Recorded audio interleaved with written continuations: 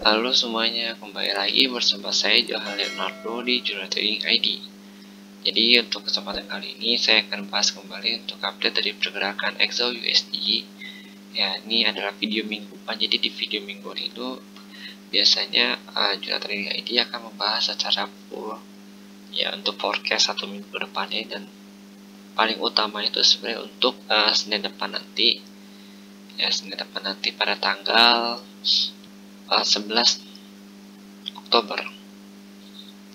Oke, jadi kita lihat di sini bahwa candle mingguannya itu ditutup melemah, ya melemah, tapi di sini membentuk doji. Ya, jadi tadinya pada saat hari Jumat kemarin itu candlenya itu sempat menutup atau mencapai area 17.780, tetapi akhirnya turun lagi ke area 1757. Kenapa bisa sampai 1780? Itu karena pada Jumat kemarin itu ada NFP yang dirilis itu kurang bagus ya, yang dimana yang diprediksikan itu yang terjadi atau yang realnya itu lebih rendah dari yang diprediksikan, sehingga membuat harga emas itu sempat bergejolak naik ke atas, lalu akhirnya pada level 1780 atau 1760 yang itu langsung turun kembali ke level harga 1757. Kenapa sih banyak yang bertanya kenapa kalau misalkan NFP kali ini kan buruk ya atau hasilnya jelek, kenapa sih emas ini nggak naik terus dan kenapa dia harus turun gitu? Pergerakan emas ini sebenarnya disebabkan oleh banyak hal ya, terutama itu market sebenarnya sedang menunggu kelanjutan dari taperingnya si AS sendiri dari David, karena kan David sendiri sudah memberi sinyal dari awal tahun hingga pertengahan tahun kemarin, dia sudah memberi sinyal bahwa akan diadakannya atau akan dilaksanakannya yang namanya tapering off. Ya, jadi kalau bagi yang belum tahu tapering itu sebenarnya adalah suatu kebijakan untuk mengurangi nilai pembelian aset, yaitu salah satunya seperti pembelian obligasi atau surat utang. Ya, jadi kan sebenarnya Bank Sentral AS akan mengurangi porsi pembelian surat utang dari nilai yang sebelumnya dilakukan. Jadi misalkan bulan kemarin itu dia beli surat utang atau obligasi sebesar 120 US dollar. Ya, lalu bulan ini misalkan dia mau kurangin jadi 80 US dollar ataupun hanya 40 US dollar. Jadi untuk gambarannya begitu. Jadi sebenarnya si tapering ini masih ditunggu-tunggu oleh market sendiri. Jadi kalau misalkan tapering kan biasanya itu kan artinya negara Amerika sendiri sudah mulai ada perbaikan dalam ekonominya, dan ekonomi si Amerika pun biasanya sudah lebih baik ya, sehingga dia melakukan tapering off. Dan seperti yang kita tahu ya, tapering off itu kita juga berharap tidak seperti tapering yang tantrum ya, seperti tahun 2013 kemarin. Ya, kalau 2013 kemarin kan tapering tantrum kan benar-benar nilai tukar rupiah melemah ya, dan pelemahan nilai tukar rupiah itu bisa sampai dari 10.000 itu ke 14.700-an. Ditambah lagi banyak investor asing yang mencabut dananya atau kabur dari emergency market ya, salah satunya Indonesia, sehingga itu akan membuat nilai tukar rupiah ke dolar itu akan semakin tinggi. Itu salah satu penyebabnya. Jadi sebenarnya kalau untuk si XAU USD ini, ketika memang stimulus di Amerika atau ekonomi di Amerika ini sudah mulai membaik, maka bisa dipastikan investor itu akan lebih berfokus pada bisnis lainnya ketimbang untuk berinvestasi atau membeli emas kembali. Maka dari itu bisa dikatakan kenapa emas itu harganya itu anjlok. Dan juga di sini kita perhatikan market itu sebenarnya sedang menunggu berita lagi atau kelanjutan dari tapering off bulan depan, yaitu bulan November. Makanya untuk bulan-bulan ini market itu akan lebih bergejolak ya, terutama untuk EUR/USD ya, karena kan pair mata uang tersebut dipasangkan dengan USD. Oke, kita coba lihat dulu di sini. Kita coba buka di sini. Kita buka analisanya. Di sini saya ada buat ya, untuk key supportnya itu ada di area 1700, itu nggak berubah. Lalu untuk key resistnya itu ada di 1830. Ya, sorry, 1830. Jadi untuk key support dan key resistnya itu belum ada perubahan ya, karena kan NFP kemarin juga pergerakannya nggak setinggi atau sedalam yang NFP sebelumnya, seperti tanggal 6 Agustus ya. Oke, di sini kan kalau kalian perhatikan ini kan berantakan semua ya. Jadi kita akan coba analisa di time frame lebih kecil, karena untuk analisa seperti ini tuh kita gunakan di time frame lebih kecil nantinya. Di sini kita lihat dulu bahwa si XAUUSD ini juga sedang dalam masa downtrendnya, atau mega trendnya itu lagi downtrend. Di sini kita bisa perhatikan, ini kan ada garis horizontal, garis trendline ya, dari harga 1921 sampai dengan 1739. Nah, di sini kita bisa lihat bahwa dia sedang downtrend. Nah, karena dia masih dalam masa downtrend, jadi kan ini dia membuat kalau kita lihat ini sini ada height kan, lower height, sini juga ada lower height lagi, dan sini terjadi lower height. Nah, hanya saja untuk lower height yang ini itu ditembus sama candle besar NFP kemarin. Yang kalau kita perhatikan lower height yang ini nih, itu sempat ditembus oleh candle NFP yang kemarin ya, hari Jumat ini kita perhatikan. Ini kan ditembus nih. Nah, hanya saja dia nggak bisa bertahan di atas 1780. Nah, justru karena dia nggak bisa bertahan di 1780, makanya harga itu langsung turun kembali ke area 1757. Ini pas mendekati di area support daily-nya. Kenapa saya bilang daily support? Karena kalau kita perhatikan di sini itu udah 1, 2, 3, 4, 5 ya, udah 5 candle, atau bisa dikatakan dalam 1 minggu dia nggak bisa turun lebih dari si support ini. Oke. Jadi kalau untuk mega trendnya atau big trendnya itu si XAUUSD ini memang sedang downtrend. Lalu kita masuk lagi untuk di time frame 4 jam. Kalau kita perhatikan di time frame 4 jam ini juga lebih kelihatan jelas ya, kalau misalkan si XAUUSD ini sedang downtrend. Nah, di sini kita bisa lihat nih masih sama pergerakannya. Jadi kalau untuk candle 4 jam itu biasanya kita gunakan untuk melihat pergerakan harga itu cenderung ke arah mana ya. Untuk time frame yang besar, kita analisanya itu untuk melihat kecenderungan harga bergerak ya. Salah satu contoh itu di time frame 4 jam.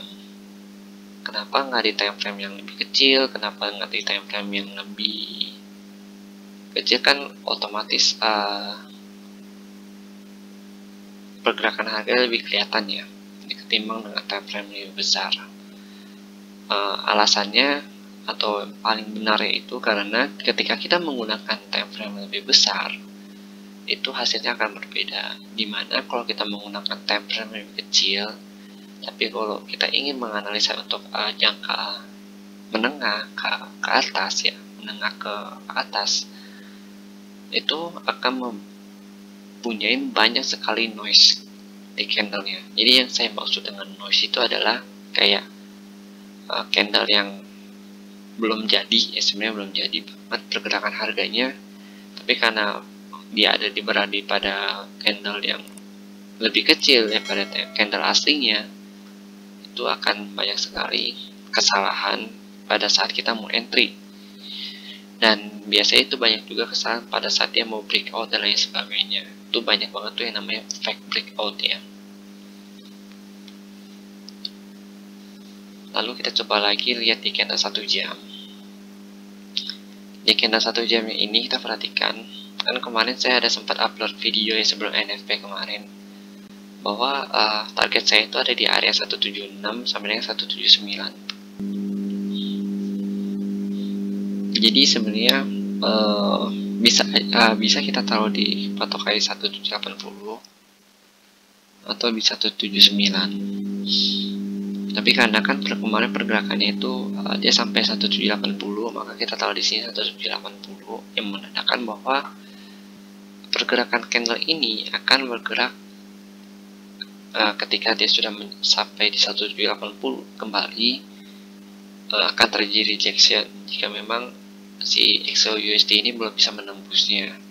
Tapi kalau ketika XAUUSD bisa menembus 1780 dan bertahan di atas 1780, maka masih ada kemungkinan besar untuk lanjut naik ke arah atau ke harga 1800 kembali. Karena seperti yang kita lihat di sini, area 1780 ini merupakan area yang cukup kuat untuk si XAUUSD.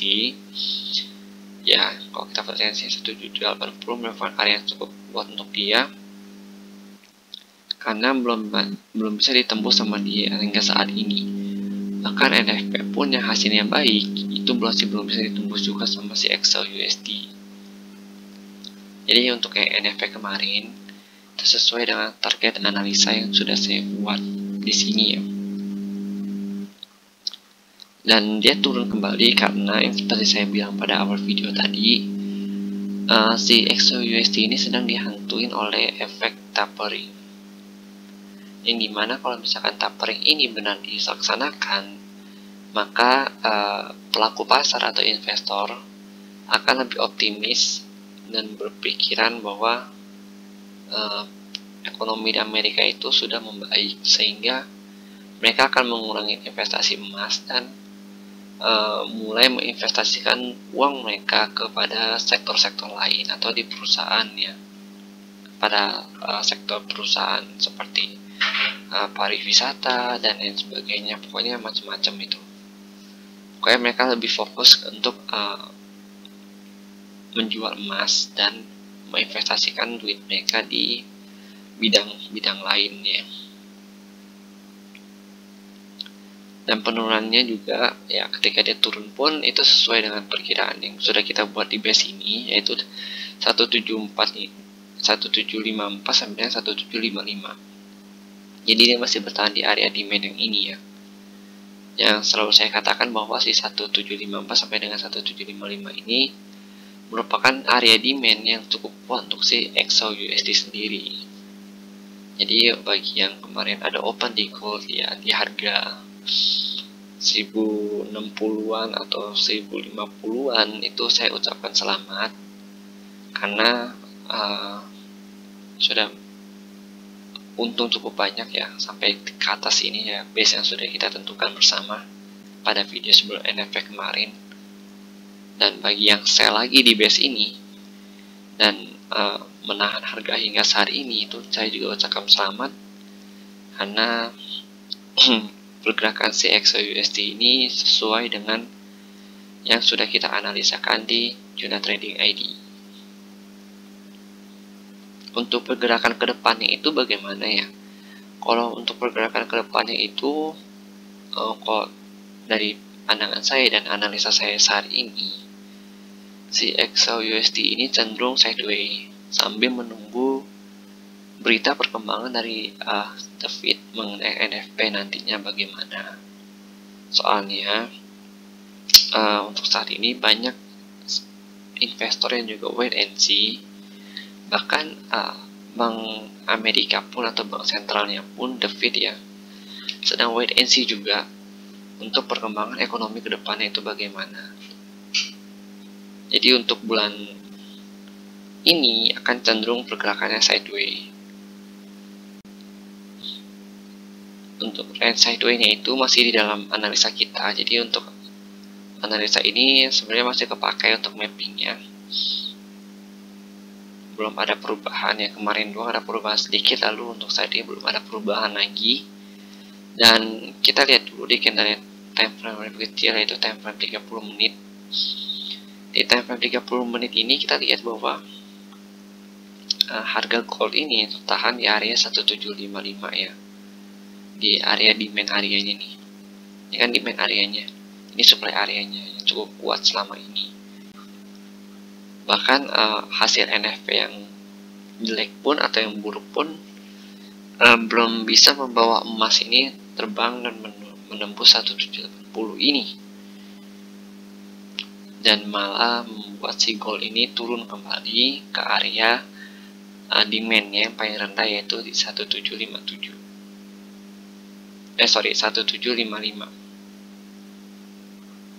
Jadi selama si harga gold ini bertahan di area demand ini ya, belum menembus ke bawah, itu otomatis dia akan ada kesempatan untuk naik kembali menguji area 1759 sampai dengan 1760.